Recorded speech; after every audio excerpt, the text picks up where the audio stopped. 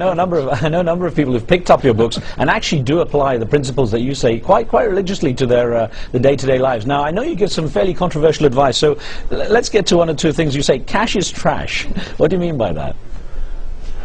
Well, I said that about in 1981 I started saying that, and I got crucified for that. If you read Rich Dad, Poor Dad, I said your house is not an asset, and all my real estate friends, don't send me Christmas cards, or they hate me now for saying that. And I said savers are losers. And the reason for that is you look at the Federal Reserve Bank of the United States, they've printed more money in 2009 than they've printed in the first 100 years of existence.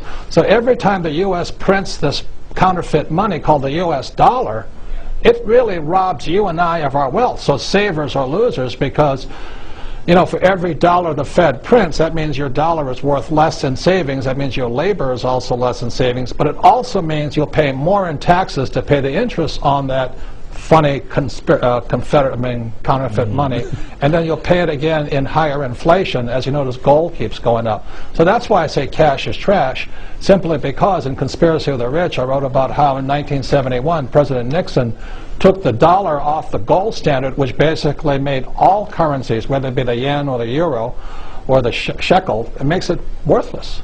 They're not worth any money anymore. Well, they're just going down in purchasing power. Yeah. That advice, spend, don't save, does it apply even when you look at the current economic situation, when you look at people who are really struggling to get their money out to their basic needs?